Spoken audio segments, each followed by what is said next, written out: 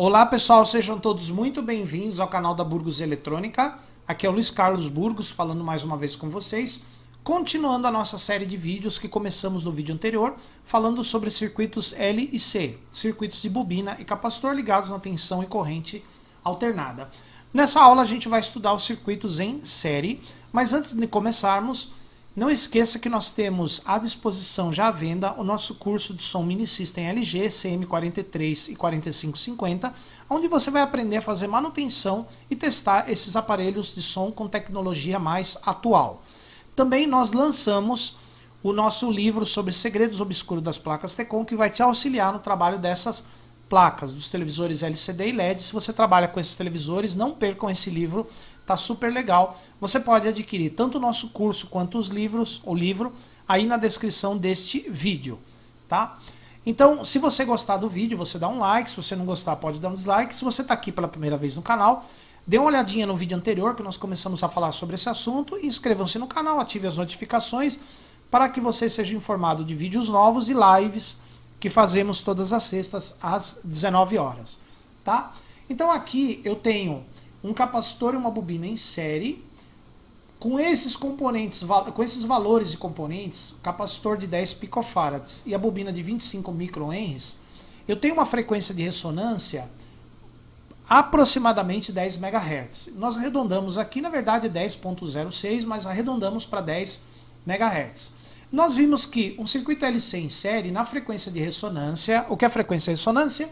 É a frequência que o capacitor e a bobina têm a mesma reatância àquela corrente alternada. E aí, como eles têm a mesma reatância no circuito em série, a corrente é uma só e a tensão dos dois se subtrai. Se a reatância dos dois é igual, a tensão é igual, subtraindo as tensões sobra zero. E como não há queda de tensão, funciona basicamente como se fosse um fio. Então a reatância, no caso a impedância, é a mais baixa. Então no circuito LC em série, na ressonância a impedância é a mais baixa possível. Tá? Muito bem. Aqui nós colocamos um osciloscópio para vocês entenderem melhor. Eu tenho aqui uma fonte de tensão alternada de 10 MHz, 5 volts. E aqui na saída eu tenho uma carga, tá? Esse resistor aqui ele faz o papel de carga, tá? Ele é como se fosse o circuito que vai ser alimentado por esse filtro aqui. Então vamos ver como é que funciona aqui. Eu tenho aqui o osciloscópio, como vocês podem observar. Ele vai pegar o sinal na entrada e na saída do circuito, tá? Então vamos colocar o circuito para funcionar. Aqui o sinal de entrada original. O sinal da saída, na frequência de ressonância, ele é igual ao sinal de entrada, porque na frequência de ressonância o circuito tem impedância muito baixa. Então o sinal da entrada e da saída é o mesmo, tá vendo aqui, ó? O sinal azul é a saída e o sinal preto é a entrada, ó. Olha lá, tá vendo? Os dois sinais do mesmo tamanho. Então o sinal que entra e sai do mesmo tamanho na frequência de ressonância. Agora, eu vou mudar a frequência aqui do gerador de 10 MHz, eu vou colocar ele em 5 MHz. 5 MHz já não é frequência de ressonância, já é uma outra frequência. Vamos ver como é que funciona aqui, ó. A entrada, tá vendo aqui, ó? Aqui diminui a frequência. Olha lá, a entrada. Olha só a saída. Olha, o sinal de saída já diminuiu. Por que o sinal de saída diminuiu? Porque agora, como a frequência está mais baixa do que a ressonância, ela encontra mais dificuldade para passar pelo capacitor.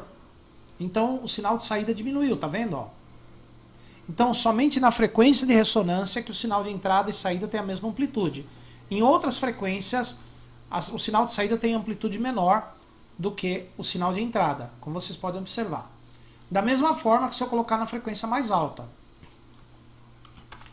Por exemplo, 20 MHz, aqui, ó. Olha lá, tá vendo? A mesma coisa. O sinal de saída menor do que o sinal de entrada. Quer dizer que o circuito abafou o sinal, porque agora, como a frequência é mais alta, ela passa fácil pelo capacitor, mas encontra maior dificuldade pela bobina. Tá? E na frequência de ressonância, que é 10 MHz, aí sim. Tá vendo? Ó? O sinal de saída vai ter o mesmo tamanho, porque a impedância é a menor possível. Tá?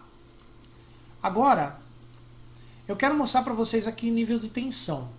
Na frequência de ressonância, eu vou ter praticamente a mesma tensão nos terminais do capacitor e da bobina. Olha só.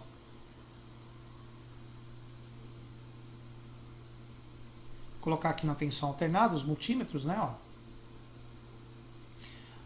Olha aqui, ó. Eu tenho 78,87 volts. Ah, mas como que aqui é 5, aqui é 78? Bom, mas aí tem energia armazenada pela bobina, que devolve para o capacitor, tá? Então, não leve muito em consideração o valor. Aqui o importante é o funcionamento. Então, eu tenho 78 volts no capacitor. E na bobina eu tenho 78,3, ó. No capacitor 78,8. Na bobina 78,3. Como eles subtraem a tensão, ao total de tensão entre esses dois pontos é só meio volt. Só teve uma queda de meio volt aqui, mais ou menos meio volt, tá?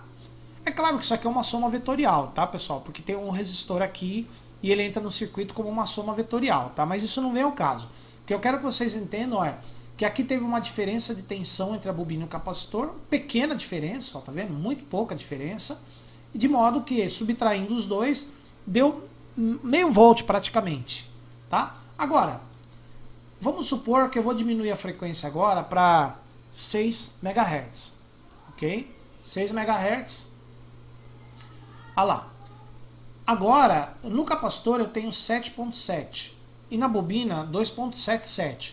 Por que no capacitor eu tenho maior tensão? Porque na frequência mais baixa, a reatância do capacitor é mais alta e a da bobina é mais baixa. Então, como a reatância do capacitor é alta, a tensão no capacitor é mais alta. Como a reatância da bobina é mais baixa, a tensão na bobina é mais baixa. Subtraindo essas duas, ó, tá vendo? Eu já tenho quase 5 volts, que é quase que a tensão total que ficou aqui, ó. Então, sobra muito pouco para carga, tá? Então, perceberam que nas frequências fora da ressonância, esse circuito tem impedância alta e na ressonância tem impedância baixa, tá? Muito bem.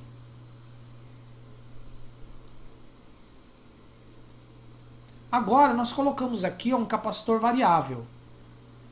A bobina é fixa e o capacitor é variável. Vamos ver aqui o funcionamento. Vamos ver aqui, ó. Vamos lá. Agora, eu vou manter a frequência 10 MHz, que seria a frequência de ressonância daquele outro circuito. Observem que o sinal de entrada é o preto. Olha o sinal de saída, ó. Tá vendo? Ó? O sinal de saída é menor. Isso quer dizer que esse capacitor aqui, ele não está em ressonância com a bobina. Agora, eu vou mexer aqui no valor do capacitor, olha só o que acontece. Ó. Se eu aumentar o capacitor, ele fica mais longe da frequência de ressonância e o sinal fica menor ainda, tá vendo? Ó? Olha que interessante. E se eu levar o capacitor para o outro lado, ó, se eu diminuir o valor do capacitor, ó, olha lá, perceba que eu estou chegando na frequência de ressonância. Olha lá, eu estou chegando no valor da frequência de ressonância. Aqui, ó. Aqui é a frequência de ressonância. Ó. Esse valor, quando ele está em 34% de 30 picofarad, seria, vamos ver aqui, ó, 34%, 30 picofarads vezes 0,34. 10,2 PF. Então, quando o capacitor está em 10,2 PF, que é nesse caso aqui, olha lá, frequência de ressonância, quando o sinal consegue passar quase todo pelo circuito. Agora, se eu mexer o capacitor para o outro lado, diminuir o valor, ela vai sair da frequência de ressonância, ó, tá vendo? E aí o sinal vai tendo mais dificuldade para passar conforme eu me afasto da frequência de ressonância. Olha que interessante. E conforme eu me aproximo da frequência de ressonância, a impedância do circuito vai diminuindo, a corrente na saída vai aumentando. Ó. Tá vendo? Ó? O sinal na saída vai aumentando. Tá? Então, vocês puderam ver através dessa experiência como é que você pode alterar, como é que você altera o valor da frequência, aí você sai da ressonância, a tensão na saída diminui, e quando você chega na ressonância ou mexendo na frequência no capacitor, pode ser na bobina também, o sinal de saída é o maior possível. Tá bom, pessoal? Então é assim que funciona um circuito LC em série. Na frequência de ressonância, a impedância do circuito é a mais baixa possível. Tá bom, pessoal? Então, se você gostou do vídeo, dá um like. Se você não gostou, pode dar um dislike, seja educado nos comentários. Aproveitem as nossas promoções livro novo, curso novo aí na descrição deste vídeo. Também ajuda o canal, tá, pessoal? Então vejo vocês aqui no próximo vídeo que a gente vai falar sobre o circuito LC em paralelo. Por enquanto, muito obrigado e até a próxima.